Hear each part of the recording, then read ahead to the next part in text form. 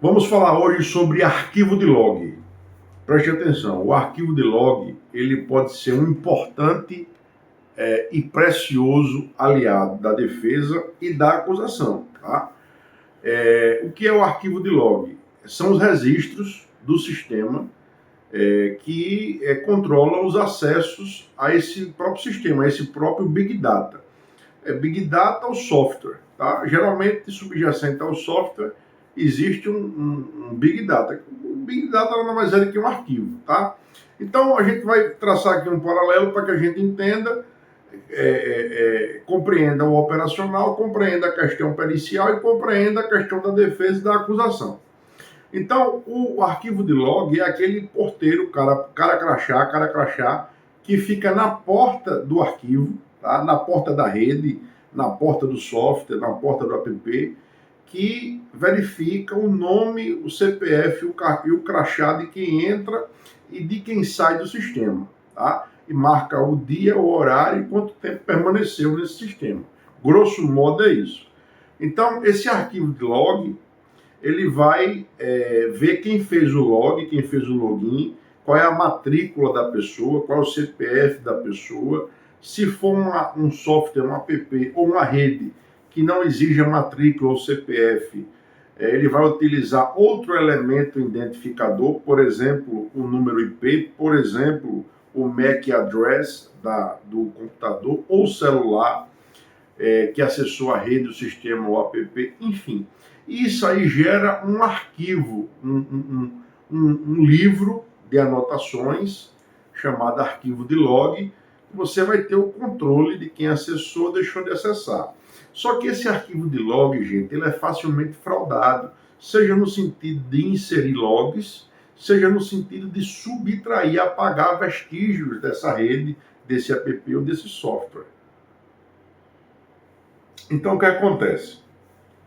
Quando existe algum tipo de fraude bancária, quando existe a inserção de um dado fraudulento no sistema ou a subtração de um dado do sistema com objetivo malicioso, com objetivo de completamente ilícito, com objetivo de preservar alguém ou então acusar alguém, a gente vai ter esse arquivo de log que pode ser modificado, alterado, e ele também tem uma hash de integridade. Eu já dei aqui aula sobre a hash de integridade.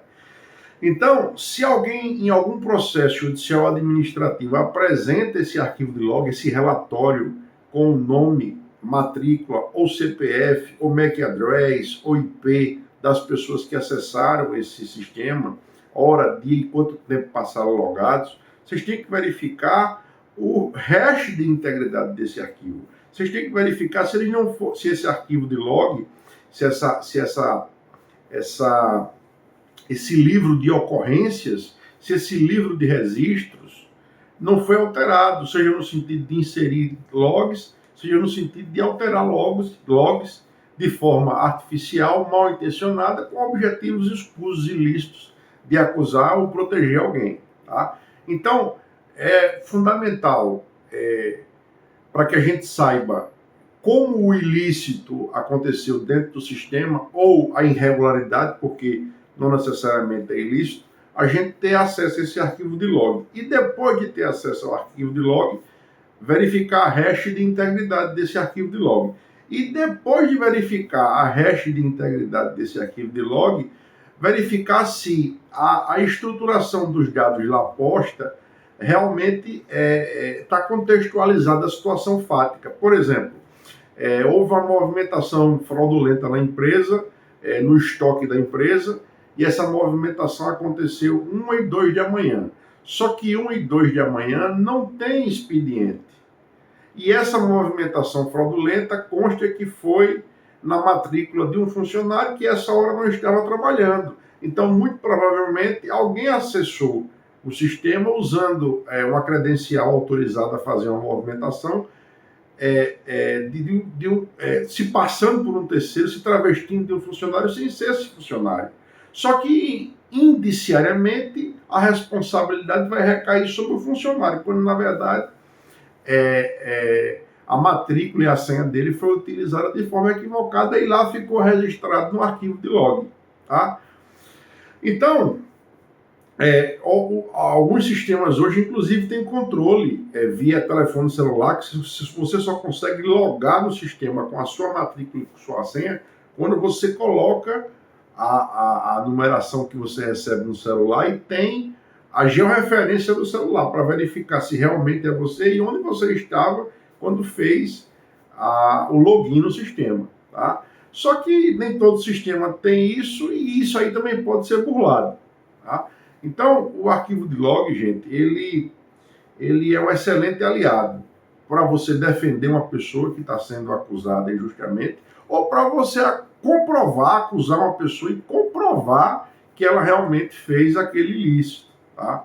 Que ela realmente praticou aquela determinada conduta ou ilícita ou disforme ou irregular, enfim.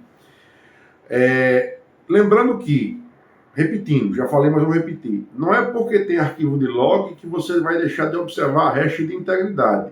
E não é porque tem hash de integridade que você não pode impugnar a hash, impugnar o arquivo de log, e você precisa enxergar tudo dentro de um contexto. Essa análise contextual, o advogado tem que ter expertise para enxergar, ver, perceber e, obviamente, arguir o que for oportuno. Outra coisa, tá? O arquivo de log, gente, ele tem que ser extraído ato contínuo ao ilícito ou à irregularidade que aconteceu.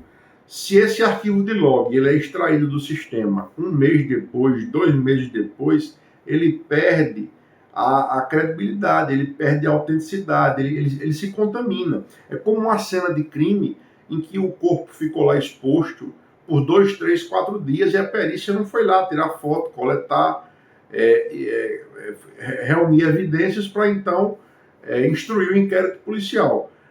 Quando acontece um homicídio, por exemplo, e a perícia chega horas depois, a riqueza de detalhes e a veracidade de detalhes que é coletada é muito maior do que quando essa mesma perícia chega lá 2, 3 dias depois que as cápsulas balísticas ou já se extraviaram, ou já se perderam, a poeira já contaminou eventuais elementos que contextualizavam o ilícito, né? Então, o policial ele não pode coletar arma de fogo, coletar arma branca de qualquer modo, ele tem que ter um manuseio oportuno na hora de coletar essas evidências, na hora de fotografá-las, etc.